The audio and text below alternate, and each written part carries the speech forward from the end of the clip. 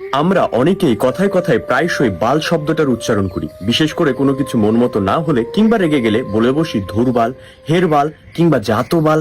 কিন্তু আপনি জানলে অবাক হবেন যে আমরা বাঙালিরা যে বাল শব্দটার উচ্চারণ করি তার মানে কিন্তু আসলে চুল নয়, যা হিন্দি শব্দ থেকে এসেছে, বরং বাল শব্দটা এসেছে ইতিহাস থেকে মুছে যাওয়া একটি দেবতা থেকে। আসেন জানি বিস্তারিত। বাল দেবতা মূর্তিতে পশু মূর্তিটা আসলে শয়তানকে নির্দেশ করে। বাল মূলত হিব্রু সেমিটিক পৌত্তলিকদের ঈশ্বর, যার অর্থ হচ্ছে প্রভু। হুবল বা বাল হলো এমন একটি আত্মা যাকে ইতিহাসে অনেক অভিশপ্ত বলা হয়েছে। প্রাচীনকালে এই শব্দটি স্বামী অর্থে ব্যবহৃত হতো, তবে বৈশিষ্ট্যগতভাবে লেবাননের ফিনিশিয়ান অঞ্চলের জনগণের সবচেয়ে খারাপ পুরুষ দেবতার নাম ছিল বাল। হুবল এই শয়তানের নামে অনেক নারী ও শিশু বলি হয়েছে, তবে বাল কুরআনে উল্লেখ আছে। সূরা আস-সাফাতের 125 নম্বর আয়াতে আল্লাহ তাআলা বলেছেন, তোমরা কি বালকে ডাকবে এবং পরিত্যাগ করবে সর্বোত্তম সৃষ্টিকর্তা। এমনকি তাওরাত অনুসারে জানা যায় ইবলিশ যে জিন ছিল, হুবল ছিলেন তার সঙ্গী।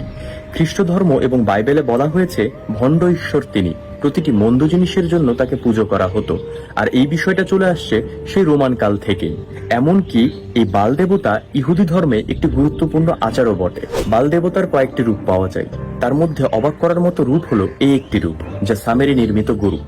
মুসা আলাইসাল্লাম যখন আল্লাহর নির্দেশে 40 দিনের জন্য তুর পাহাড়ে চলে যান, তখন তার অবর্তমানে যে ব্যক্তি গোবাছুরের প্রতিমূর্তি তৈরি করে বনি ইসরায়েল জাতিকে শিরকের গুনাহে লিপ্ত করেছিল, সেই ব্যক্তির নামে সামেরি। সে ছিল মুসা আলাইসাল্লামের যুগের সবচেয়ে বড় মুনাফিক। সামেরি নির্মিত গরুর দুই শিংয়ের মাঝখানে সূর্য, যা কিনা মিশরীয় দেবদেবীগণের মাথায়ও ছিল। কোরআনে শয়তানের কোনো বর্ণনা নেই, তবে হাদিসে বর্ণিত বিশেষ সময়ে সূর্যের দুই শিংয়ের মাঝখানে চলে আসার সাথে আশ্চর্য রকম মিল পাওয়া যায় এই দেবতার। আর বাইবেলের চিত্রগুলোতে লুসিফার মানেই তো দুই শিংওয়ালা একজন, যার ফলে সকল ধর্মীয় গ্রন্থের ভিত্তিতে এটা প্রমাণ হচ্ছে যে হুবাল হচ্ছে শয়তান। এই শয়তান বা তার প্রতিনিধিদের উদ্দেশ্যে নরবলি, আত্মা বিক্রয়, কালো জাদু চর্চার মতো ঘটনা আসলে ইতিহাসে বা বর্তমানে অস্বাভাবিক কোনো ঘটনা নয়।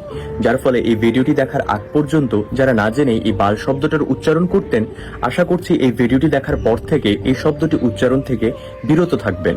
কারণ হুবাল বা বালকে ডাকার সাথে সাথে একজন মানুষ নাকি আল্লাহ তাআলা এবং তার নবীগণকে ভুলতে শুরু করে এবং জেনা, যুদ্ধ ও অনাচারে লিপ্ত হয়, যার ফলে এখনই সাবধান হন।